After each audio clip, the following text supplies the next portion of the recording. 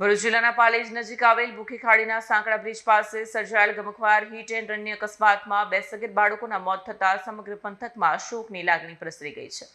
મળતી માહિતી મુજબ ફરિયાદી ભુરમલભાઈ વર્દીચંદજી સોની તેમના પુત્ર અલ્પેશ તથા પૌત્ર મંથન અને કૃષ્ણકુમાર સાથે વરેડિયા ગામેથી ભરૂચ સ્થિત પોતાના નિવાસ સ્થાને Honda Shine motorcycle number GJ16 EB 5068 પર જઈ રહ્યા હતા।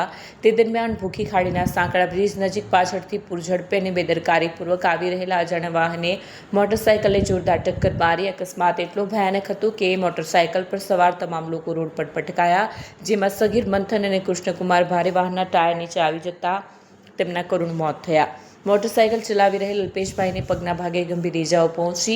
ફરિયાદી ભુરમલભાઈને પણ શરીર ઇજાઓ થતાં સારવાર અર્થે ખસેડાયા। અકસ્માત સર્જ્યા બાદ અજાણ્યા વાહન ચાલક વાહન લઈ ફરાર થયો। ઘટનાની જાણ થતાં પાલેજ પોલીસ સ્થળ પર પહોંચી જરૂરી કાર્યવાહી હાથ ધરી। 2 માસૂમ બાળકોના અકાળે મોતથી પરિવાર સહિત સમગ્ર વિસ્તારમાં ભારે અરેરાટી છે। પોલીસે વાહન ચાલકને શોધવા માટે તપાસનો ધમધમાટ શરૂ કરી દીધો છે। વિડીયો જર્નાલિસ્ટ વિરેન્દ્ર પાટીલ સાથે સત્ય ટીવી ન્યૂઝ ભરૂચ।